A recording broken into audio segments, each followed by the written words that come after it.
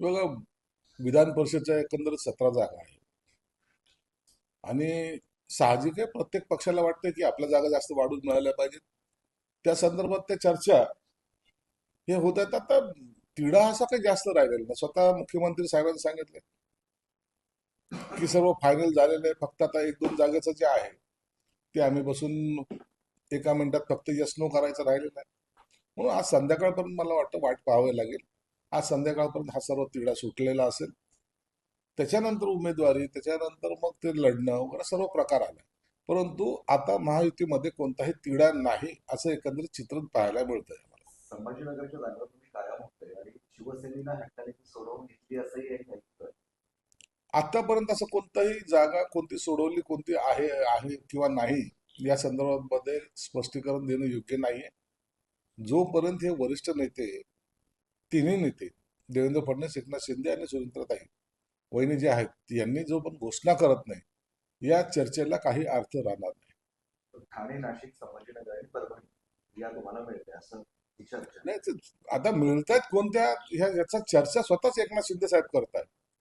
म्हणून शिंदे साहेब जेव्हा चर्चा करतायत तर त्याच्यावर आता पुन्हा आम्ही भाष्य करणं म्हणजे त्या चर्चेमध्ये आम्ही सहभागी आहोत असं दिसतं. तसं असं कोणी त्यात सहभागी नाही. ते तिन्ही नेते वरिष्ठ पातळीवर निर्णय घ्यायला सक्षम आहेत. तुम्ही म्हणतात वाद नाही, मग सगळे महत्वाचे नेते दिल्लीत तळ ठोकून का बसले? त्या दिल्लीमध्ये तळ ठोकण्याचे कारण वेगळे आहेत. कांदा प्रश्न आहे, बाकी इतर प्रश्न आहेत आणि त्या संदर्भात ते ते एक आहे ना, हा एक विषय सुद्धा असा आहे. परंतु या विषयासाठी एवढी गहन चर्चा करण्यासारखा नाही आहे. हे समंजसपणाने हा विषय संपून जाईल. अमित शहाबरोबर याबाबत बैठक झाली. आता दिल्लीला नेमकं कशा कशा प्रश्नावर बैठक झाली याबद्दल तर मी स्पष्टीकरण देऊ शकत नाही. आज मनोज जरांगे पाटलांनी पत्रकार परिषदेत 30 तारखेपासून ते पुन्हा उपोषण आरक्षण कडक होण्यात जे ते उपोषण असणार आहे.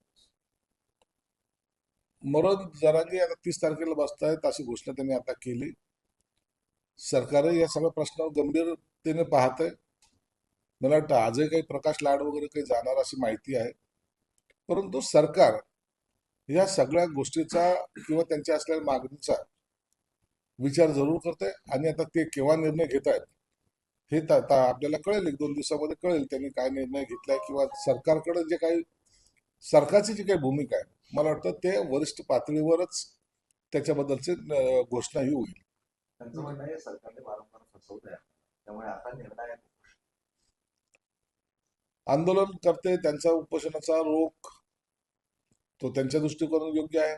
सरकारची काय भूमिका आहे हे सरकार मांडेल. म्हणून आता सरकार आणि त्यांच्यात काय चर्चा चालू आहे याबद्दलचा माहिती आमच्याकडे नाही. वडीलजीवरांचे विधान आहे, देशात ध्रुवीकरण करण्याचं वातावरण सुरू आहे. दोन समाजात सातत्याने तेढ निर्माण केली जाते, संविधानाची भाषा करतात आणि दोन धर्मांमध्ये वाद लावतात, असं हे सगळं सरकारने केलं. वडीलजीवन जातीमध्ये तेढ निर्माण करण्याचं काम हे काँग्रेसने पूर्वीपासून केलं. इंग्रज गेले आणि काँग्रेस आली. काँग्रेसने कधी कोणत्याही जातीला एक संघ होऊ दिलं नाही. मुस्लिम वेगळे, दलित वेगळे, बाकी इतर वेगळे, वेगवेगळ्या जातीचे कप्पे करण्याचं काम खऱ्या अर्थानं काँग्रेसने केलेलं आहे. आणि आपसामध्ये भांडणं लावून स्वतः कशी सत्ता भोगायची हे तंत्र काँग्रेसला चांगल्या प्रकारे माहिती आहे. म्हणून आता जो कोणी यावर भाष्य करतोय तो त्या मताच्या साठी लाचारीने करण्याने केलेलं ते त्याने विधान आहे. सर, याला लागूनच प्रश्न आहे. विजय वडेट्टीवारांनी अशी भविष्यवाणी केली की लॉकडाऊन संपते दिवस लवकरच येतील. महिनाभरात पेट्रोल 170 रुपये तर डिझेल 150 रुपये लिटर होतं. अहो, याला भविष्यवाणी करायची गरज काय? जर युद्ध जर आणखी पेटलं, सर्व जग चिंतेमध्ये आहे, सर्व जगाला माहिती की हे युद्ध थांबलं पाहिजे.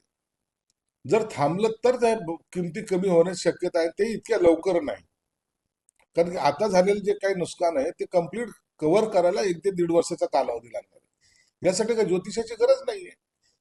आणि म्हणून जर युद्ध लांबत गेलं तर निश्चितच जगावर याचा परिणाम होणार आहे, कोणत्या एका देशावर नाही. आज पाकिस्तानमध्ये पेट्रोल काय भाव आहे जाऊन थोडं विचारा, 500 रुपये लिटर चालू आहे. आणि म्हणून काही ठिकाणचे तुम्ही आपल्या देशावर काही थोडंसं पेट्रोलची दरवाढ झाली की आपणच केली, जगात कुठंच झाली नाही असं जे दाखवायचं चित्र निर्माण करताय हे खऱ्या अर्थानं माहितीला बदनाम करण्याचं एक त्याचं षडयंत्र आहे. विधान परिषदेवर संजय राऊतांचं असं म्हणणं आहे की या सरकारमध्ये शिंदे आता पुरते गुलफांडे दिसत आहे, पण फडणवीस सांगतात ते मित्र आहेत, पण जे फडणवीस यांना ओळखतात त्यांना बरोबर माहिती आहे काय काय होणार. फडणवीस साहेबांना सगळेजण चांगल्या प्रकारे ओळखतात. फडणवीस साहेब कुणाचे मित्र आहेत, कुणाचे शत्रू आहेत, ते सर्वांना माहिती आहे. एकनाथ शिंदे साहेब गुदमारणारा नेता नाहीये, हे त्यांनाही माहिती आहे. जिथं दम गुदमरत होता तिथून आम्ही कसं बाहेर निघालो हे संजय राऊतला माहिती आहे. म्हणून आम्ही सहन करणारे लोक नाहीत, हे त्यांनी लक्षात ठेवलं पाहिजे. तुमचा आता जीव कुठं आहे हे तुम्हालाच माहित नाही. पोपटाचा जीव जसा पोपटामध्ये म्हणतात जीव असतो, तसा यांचा जीव ना शरद पवारकडे ना उबाठामध्ये. म्हणून संजय राऊतने स्वतःची पोझिशन काय सध्याला याचा विचार केला पाहिजे. राज्यात प्रादेशिक पक्ष दोनच आहेत, एक उद्धव ठाकरे यांचा पक्ष आणि दुसरा शरद पवार यांचा पक्ष. बाकी सगळे जे पक्ष आहेत ते अस्मितेवर बोलत नाहीत, चरीफुटाने खातात आणि असंच काम करतात असं त्यांचं माहिती.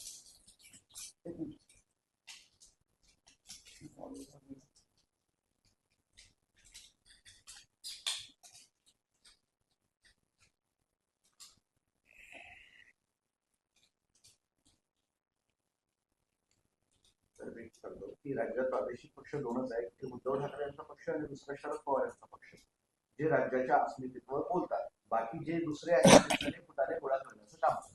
संजय राऊत. संजय राऊत कोणत्या नशेमध्ये बोलतो देव जाणे. खरं तर दो हंसों का जोडा बिछड़ गयो रे हे गाणं त्यांनी म्हणलं पाहिजे.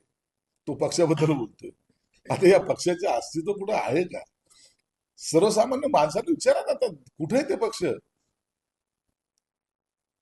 कोणत्या तरी निवडणुकीमध्ये 2 नंबरवर आहेत, 3 नंबरवर आहेत, असं कुठं चित्र आहे? बेस नसलेले बेसलेस विधानं करणं हे संजय राऊतचा गुणधर्म आहे. म्हणून त्यांच्या विधानाला आता कोणी गांभीर्याने घेत नाही. एक आहे उबाठा पक्ष आणि शरद पवारचा पक्ष राष्ट्रवादी पक्ष डुबवण्यासाठी जर कुणाचा सर्वात मोठा जर सहभाग कुणाचा असेल तर माननीय संजय राऊत साहेबांचा आहे, आणि त्यात ते माहीर आहेत. सर, कुर्बानीवर बोलताना संजय राऊत असं म्हणतात की हे सरकार सुद्धा 55 रेड्यांच्या पुढे घेऊन आले, गुजरात जे आहेत ते यांनी रेडे कापले, त्या कुर्बानीवर सुद्धा आमचा आक्षेप आहे. आणि त्यांनी सरकार स्थापन करण्यासाठी रेडे कापले. तुम्ही रेड्यापेक्षा दुसरं काय असेल ते कापा. कुणाला कापायचं तर तुम्ही ठरवा. दुसऱ्यांनी काय केलं त्याच्यामध्ये डोकून पाहण्यापेक्षा स्वतःच्या कर्तृत्वाकडे डोकून पाहणं एकदा. तुमच्या असलेल्या कर्तव्य काय त्याला म्हणता येईल गुणवत्तेमुळे हे सरकार गेलं, तरी तुमची हेकाटी जी आहे ती आताही कमी होत नाही. आताही तुम्हाला त्याच आविर्भावात आहात. उद्या जरी निवडणुका लागल्या ना तरी हे म्हणायला मोकळे होतील, आता उद्धव ठाकरेंचा चेहरा घेऊन आम्ही निवडणुका लढणार. हे हे त्याचे ठरलेले वाक्य. यांना आता पक्षाशी काही देणं घेणं नाही, पक्ष संपण्याची खंत नाही, आणि कार्यकर्त्याला सांभाळण्याची त्यांच्यात दानत सुद्धा नाही. दुर्गाडी किल्ल्याबाहेर कल्याणच्या नेहमीच तुम्ही आंदोलन करतात. आज तुमच्याही शिवसेनेने केलं, दुसऱ्याही शिवसेनेने केलं, तिथे हिंदूंना प्रवेश दिला जात नाही आजच्या दिवशी असा आक्षेप. दुर्गडी किल्ले संदर्भामध्ये अनेक वर्षापासून हे आंदोलन चालू आहे. फार आनंद दिघे साहेब असताना पासून तिथे आंदोलन करत आलेलं आहे. त्या ठिकाणी असलेला उत्सव हिंदू धर्मियांचा हे आम्ही मानतो आणि तो पाळतो सुद्धा. काही लोकांनी जाणीवपूर्वक तिथं प्रवेश नाकारत होते, त्याला त्या साखळा तोडून, ते बंधनं तोडून मग जो कोणी बरोबर येईल त्यांना बरोबर घेऊन आम्ही ते आजचा कार्यक्रम हा तिथे करत असतो, आणि तो आजही होणार. ईदच्या दिवशी खास करून ज्यावेळेस कुर्बानी देतात त्यावेळेस हिंदूंना आता पूर्ण प्रवेश होतो. बंद केलं तर त्याचा उद्रेक होईल. हिंदू ऐकणार नाहीत, हिंदू जातील तिथे.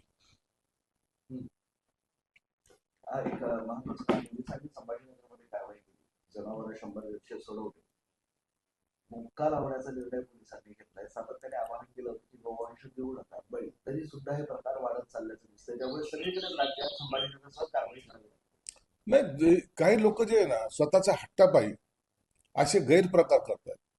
एवढं मोठं आव्हान केल्यानंतर काल काही गायी कापण्याचा प्रकार या संभाजीनगरमध्ये झाला. जवळपास 8 लोकांना त्यात अरेस्ट केलेले, आणखीन धरपकड चालू आहे. आताही पोलिसांचं कारवाई आणि लक्ष या सर्व याच्या घटनेकडे आहे आणि जे पकडले गेले त्यांनी जाणून बुजून या शहरामध्ये दंगल कशी होईल किंवा या शहरामध्ये शांतता भंग कशी पावेल हा प्रयत्न केला, म्हणून त्यांच्यावर मोकोका कायद्या अंतर्गतच कारवाई होणार आहे हे आम्ही स्पष्ट केले.